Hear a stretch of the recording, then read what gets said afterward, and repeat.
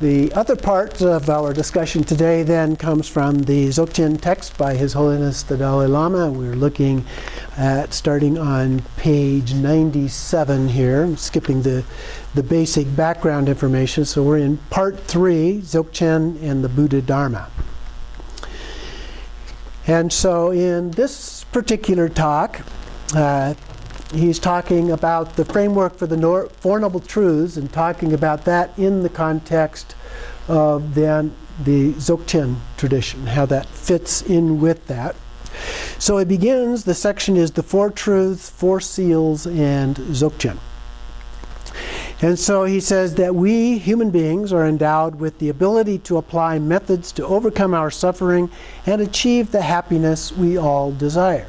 So that's a basic principle of Dzogchen. If you don't believe that people want happiness and don't want suffering, you're probably not going to be particularly attracted to the Buddhist approach to things. And he mentions, though, that on the basis of this, a variety of different religions or systems have developed, following basically those principles.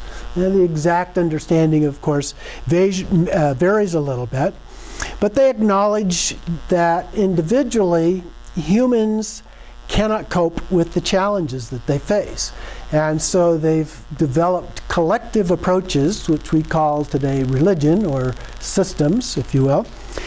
And he says that yet all of these religions and all these systems of faith have one thing in common, and that is the message for all humanity. Be a good human being and develop a good heart. He wrote a book called The Good Heart. It's along this same idea. And he uses that phrase a lot of times in his public talks in particular. So that idea is widespread. It's not just common within the Buddhist tradition. So then he talks about two major traditions within Buddhism, what he refers to as the fundamental vehicle, what I usually refer to as the path of individual liberation, and then also the Mahayana, the vehicle of the Bodhisattvas. And so he says in Buddhism, as it's practiced in Tibet, that incorporates all the essential practices from both of these traditions. For example, the fundamental vehicle, he lists several things here: the Vinaya vows, the shamatha, or single-pointed concentration practices, vipassana, or special insight practices, and the 37 aspects of the path to enlightenment. These are all things from that one particular tradition that are still carried forward into the Tibetan Buddhist tradition. From the Mahayana tradition, compassion and altruism, coupled with wisdom, the practice of the six perfections, those also are things that are then carried forward into the Tibetan Buddhist tradition. And then in the Tibetan tradition, the Tibetan or Tantric vehicle, we have the deity yoga practices, which are unique to that for the most part. There are a couple of deities in the Mahayana, but not very many. Most of those appear in the Vajrayana. So then he goes into the Four Noble Truths more specifically. And at the top of page 99, he gives a short list of those there. The truth of suffering, the truth of its origin, the truth of its cessation, and the truth of the path that then leads to cessation. So these are the Four Noble Truths as taught, according to tradition, at least by the Buddha. There's some evidence that he may not have actually taught them that way, but those were brought together and systematized that way later on. But the fact is that it does appear that he taught them, whether he taught them in that way or not, specifically. That's not really important. So these then are based on what are considered within at least the Buddhist and many other religious traditions as being natural needs and desires of human beings. The desire for happiness and not to have suffering, to avoid suffering. So this then, the kind of happiness though that we are talking about here isn't ordinary pleasure that we might have, but rather a higher level of happiness, if you will, true happiness. And he talks about eliminating the origin of suffering helps us achieve that sense of true happiness. This becomes what is referred to in the Buddhist tradition as cessation, the cessation of suffering and being free from that. So the suffering that we don't want and the happiness that we do want then arise in dependence upon other causes and conditions in the Buddhist tradition. So we talk about the principle of dependent origination or interdependent origination. And that basically says that everything is interdependent. Now, it doesn't mean every individual thing is dependent upon every other individual thing, although interestingly enough, I've read where scientists say that everything in the entire universe is at least in some way interdependent with everything else in the entire universe. So everything, both from a scientific point of view and a Buddhist point of view, this interdependence is a real key. Now, he then goes into talking about 3 different types or levels of suffering on page 100. And the Buddha taught a number of different forms or sets of suffering. For example, he also talked about birth, old age, sickness, and death, forms of suffering. But these are called the 3 sufferings. And so the first one in this system is called the suffering of suffering. I usually refer to it as ordinary pain and mental anguish. That's the kind of suffering, when we use the word in the English language, typically comes up that we think of. And so that's certainly the first one. And then second one is called the suffering of change. We probably don't think as much about change as being a form of suffering, but it can occur in a number of different ways.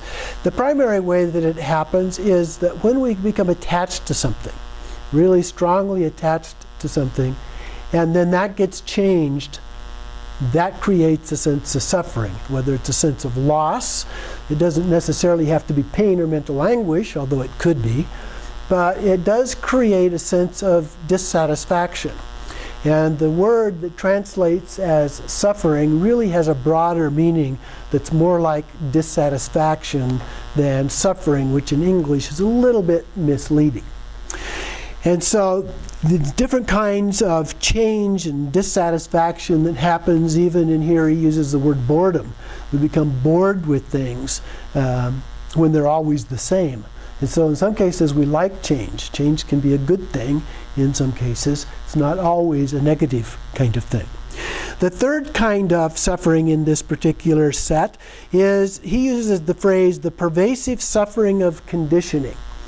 The phrase I'm a little more familiar with is all-pervasive suffering. Okay? But they're both saying the same thing. This is a kind of suffering that is pervasive among everything. And he says that this one is unique to Buddhism. This one is not typically found in other kinds of traditions. And so this one is based on what he calls the 4 seals or 4 axioms, and he goes into some detail explaining these, because this particular form of suffering, if you will, because it's unique to Buddhism and because it's the thing that the Buddha tends to talk about in terms of suffering, in many cases much more so than he does the others. And so this is the kind of suffering that Buddhism, for a great part, not exclusively by any means, but to a great extent is trying to help us deal with. And that's that just generic sense of dissatisfaction, that things just aren't the way that they're supposed to be. Okay? Kind of a general way of describing it. But he talks about these 4 axioms related to this. The first one is conditioned phenomena are impermanent. Okay? Impermanence. What does that mean? Well, phenomena are momentary. They don't last. Okay? They're not permanent. And so as a result of that, they come and they go. So that's a very important part of that. That means that there's change going on. And in our culture, we're very familiar with change. And we even have sayings like, the only thing permanent is change itself. So we're very familiar with change. And yet, at the same time as we go through our lives, oftentimes we deal with things as if they don't change, or at a minimum, that we really don't want them to change. There's a lot of resistance. Part of my job as a professor is teaching classes on leading change. And so that's the kind of thing that we talk about, is the resistance that you encounter when you're trying to get change in an organization. And people oftentimes resist that kind of change for a variety of reasons. And how do you deal with that as a leader? But the same thing is true about us as individuals in dealing with our lives. Some kind of change we like. In fact, there are people out there, on the bleeding edge of things that love change for change's sake.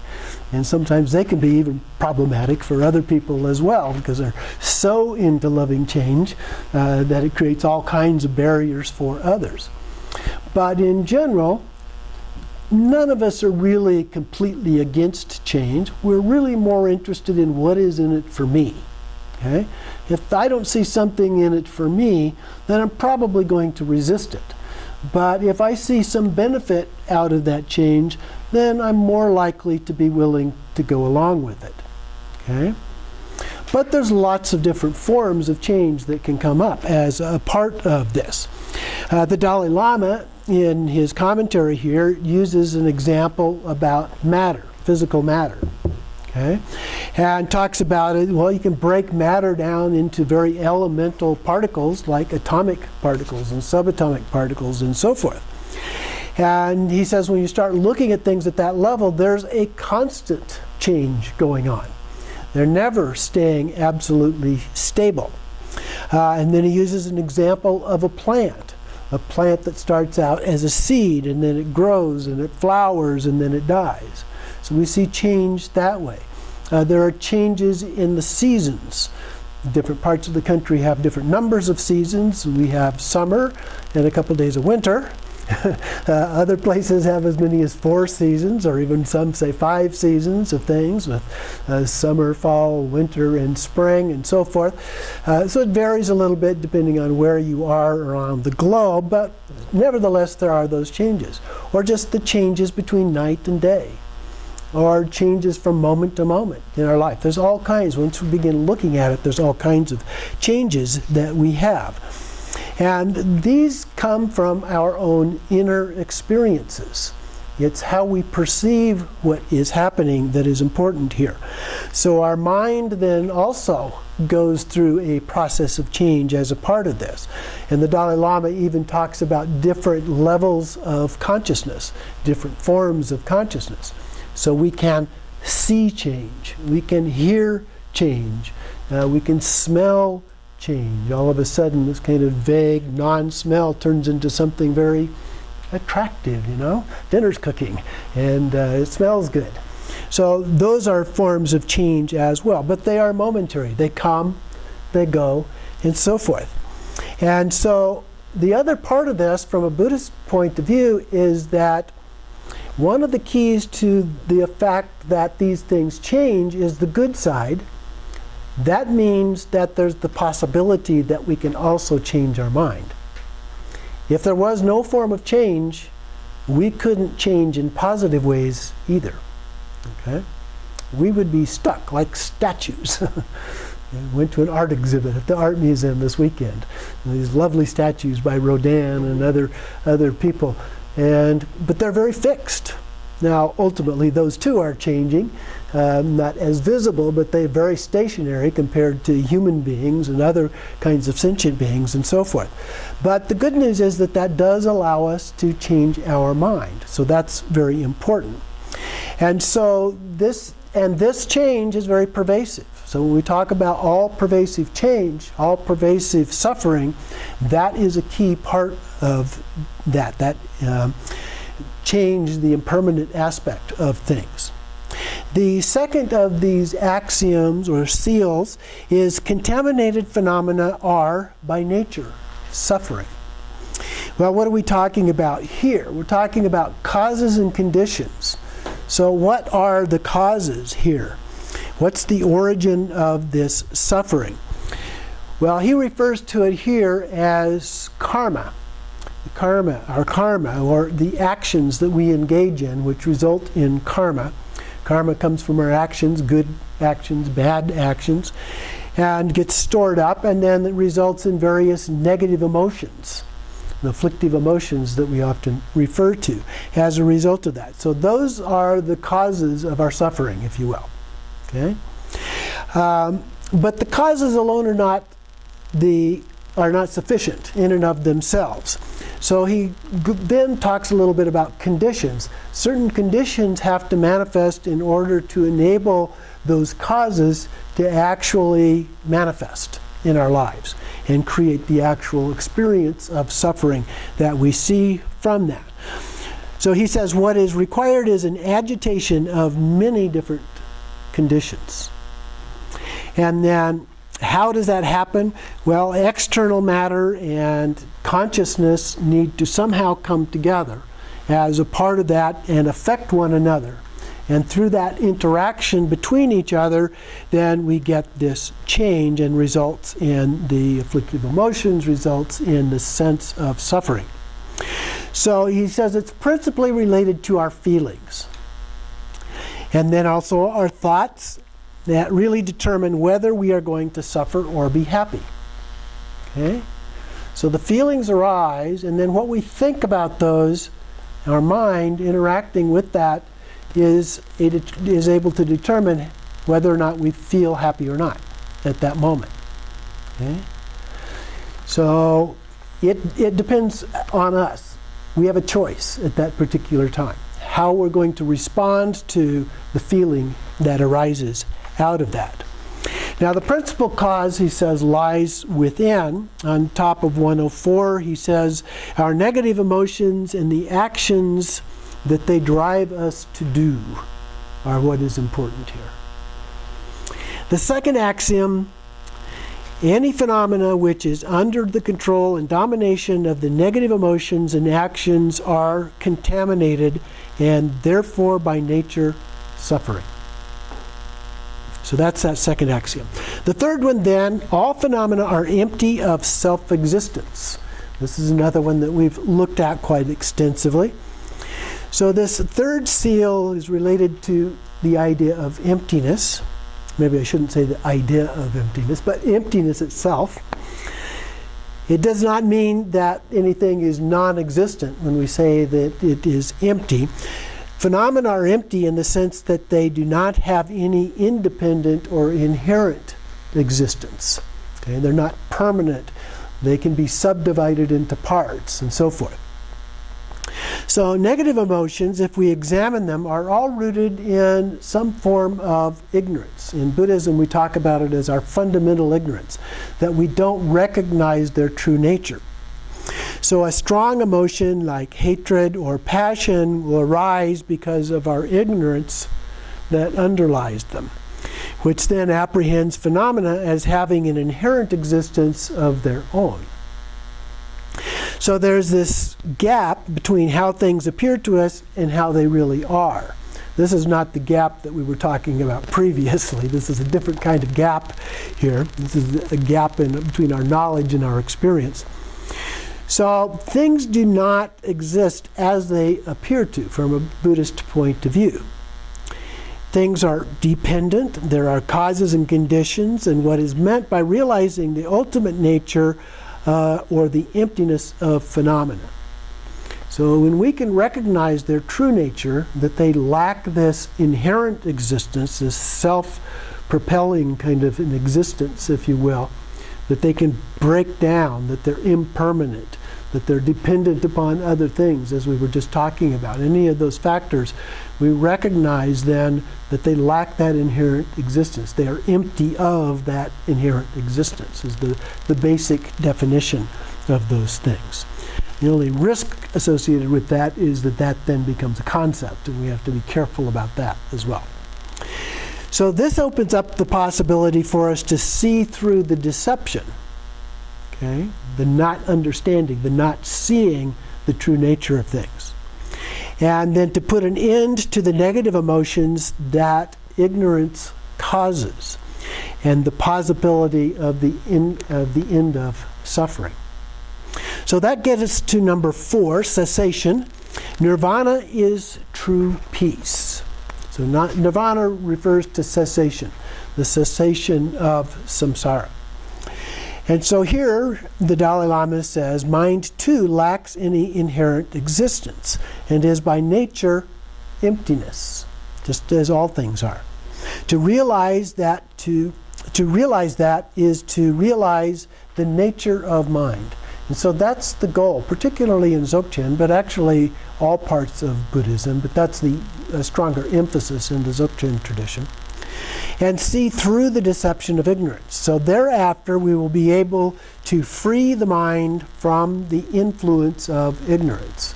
So once we understand it, we really understand it experientially, then that changes how we respond to things. So cessation, or nirvana, is a state of true peace, and sometimes it's called the deep inner peace. And that's the experiential description, if you will, of what that is like. Not a perfect description, but a pretty good one. And so the fourth axiom is nirvana is true peace. As a result of recognizing this pervasive suffering of conditioning, and using his phrase here, you begin to develop a deep sense of disenchantment with worldly experience and everything that is by nature suffering. This will engender a genuine desire and aspiration to achieve a state of liberation. Now, particularly in the path of individual liberation, this is a heavy emphasis. In fact, sometimes that particular path is referred to as the path of renunciation because it has so much emphasis at that level. But this is a part, renunciation, the sense of renunciation, is a part of all of the paths of Buddhism. It's not unique to that particular path. And so there is a sense of renunciation. The way that the renunciation is described varies a little bit from one to the other. But the basic idea is to renounce samsara itself. If we don't renounce samsara, then, hey, I like samsara the way it is, you know? I've got a pretty good life. The result of that is you don't want to practice. You don't feel the urge to overcome suffering because you don't sense much suffering already. Okay? So until you really get a sense of this very subtle level and form of suffering, sometimes, particularly in Western culture, where a lot of us really do have a pretty good life from a standard point of view of how we look at success and so forth, we may not think that we're really suffering so much. But there are moments that come up. If we really take the time to look at it, there are moments that come up where we see that imperfection, where we see the dissatisfaction, whether it's we want another job, or we want another car, or another house, or material kinds of things in particular. But sometimes it's friends, or the experience of a loss of somebody, or other kinds of things that happen to us, and we get the sense of that suffering in those ways. So we do have them if we'll stop and take a look at them, in spite of all of the nice things, so to speak, that we have in our lives as well. So developing this sense of renunciation is really a key to helping us overcome the idea of suffering itself. And then we do various practices, and shamatha, vipassana, and other kinds of practices that then help us to develop this aspiration to attain liberation. And we extend it to encompass the welfare of others, other sentient beings. So as we move then into the Mahayana, or the altruistic point of view, we want not only to achieve it for ourselves, but then we can see the suffering that others are experiencing, and we want increasingly to be able to benefit them as well. And so that becomes the foundation for the Mahayana, and this attitude of altruism encompasses that, and then is carried forward also into the Vajrayana, or Tibetan Buddhist approach. And we engage in practices like the 6 perfections and the 4 immeasurables and Tonglen and so forth. And so then we practice, as a part of this, a focus on method and wisdom. The union of those two is very important. But the Dalai Lama points out here that the Mahayana does not speak of the union of method and wisdom. Only on the path of Tantra do we find that indivisible union. the two joined together. Now, that doesn't agree with what I have been taught, but of course I have been taught this because of and through the Vajrayana point of view. So that could well be the reason for the way that I was taught as a part of that. But even somebody like Thich Nhat Hanh, who is a Mahayana teacher, a well-known Vietnamese Zen teacher living in France, often teaches something very similar to this. I'd have to go back and look in detail to see whether or not he really talks about it as a union per se, but he certainly talks about it in terms of bodhicitta, which has a relative and an ultimate point of view, and those two being together as one. So on the surface, at least to me, it looks like maybe it is taught that way beyond just Vajrayana. But who am I to argue with the Dalai Lama about these points of view? So in Highest Yoga Tantra, then, this takes place at an extremely subtle level of consciousness as a part of this. The subtlest level of consciousness is then experienced at the time of death, normally. But through Highest Yoga Tantra, we utilize the subtlest level of consciousness as a state of wisdom that realizes emptiness. And this is a very swift and profound approach. So in the Vajrayana, we're able to take advantage of this as a practice rather than depend solely upon the experience at the time of death, where if we haven't done the practice, we may not recognize it. So that's a very important part of our practices in the Highest Yoga Tantra. So then he goes on and talks about what he calls the true enemy here. All of our suffering comes about as a result of an undisciplined mind.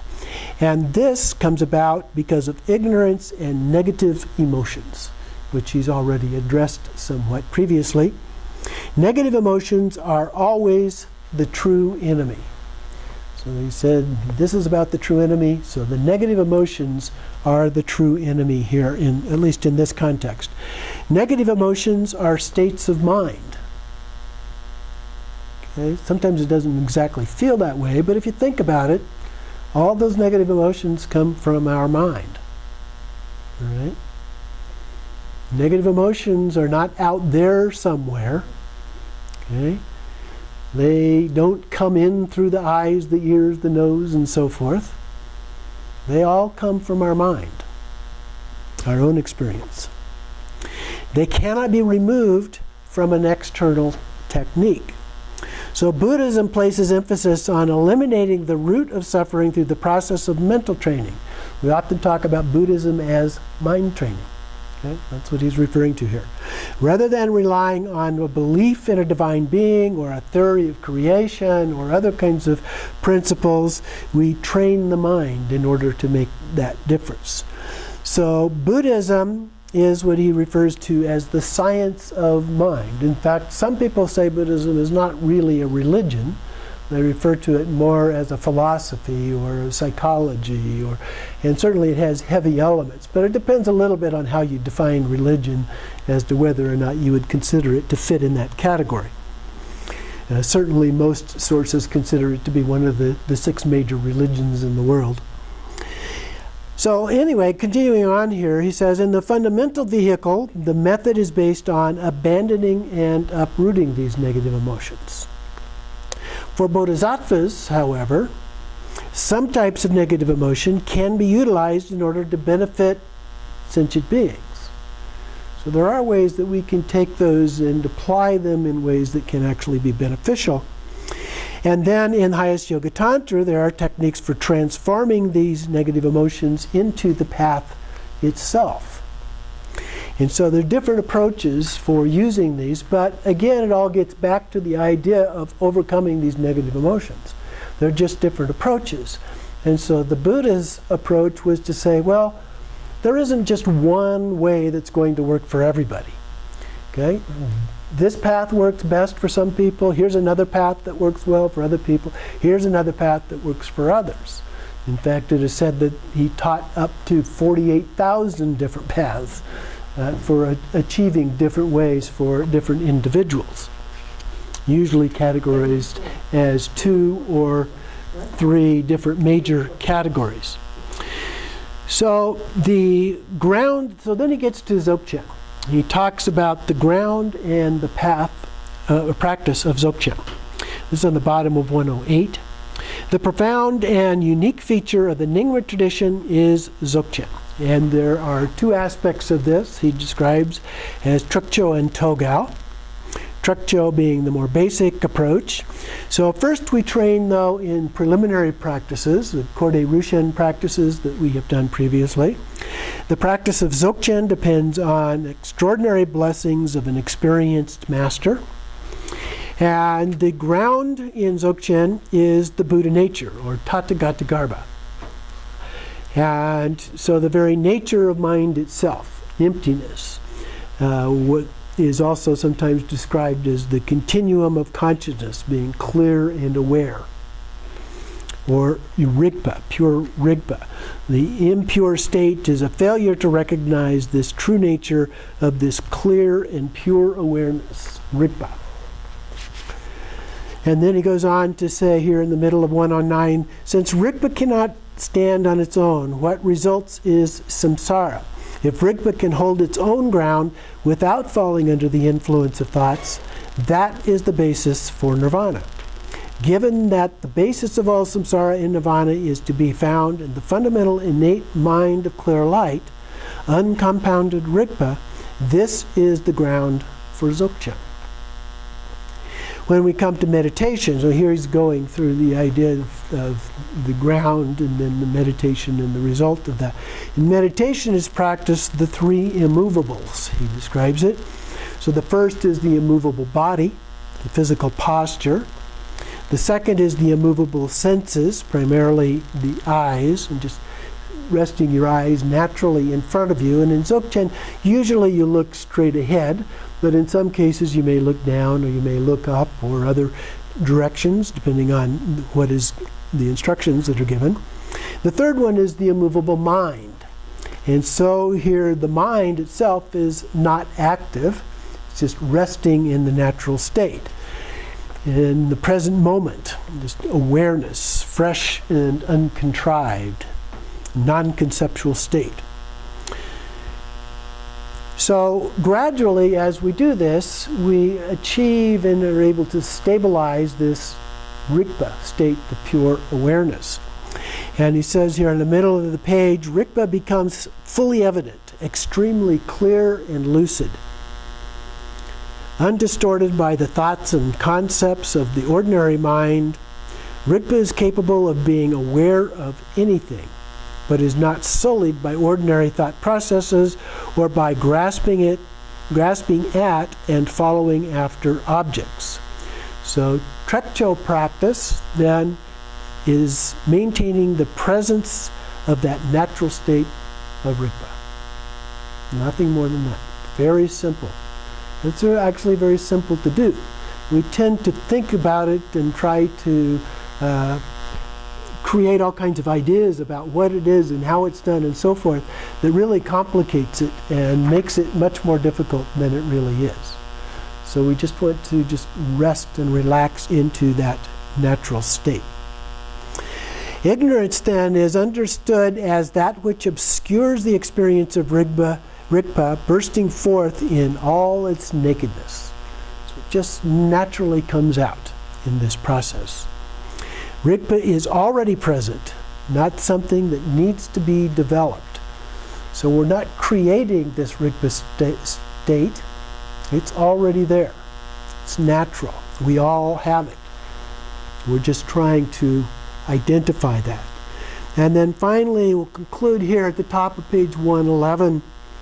In Dzogchen, you are being directly introduced to what is already and has always been present.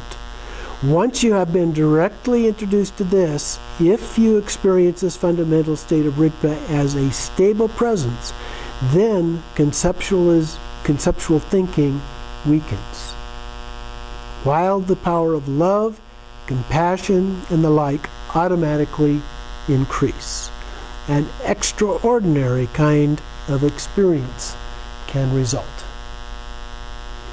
So as the decline of these other concepts and so forth revealed the Rigpa, these other love and compassion and so forth naturally arise, and so we get that union of compassion and wisdom together, naturally, of itself. Okay? So that concludes the Dalai Lama for today.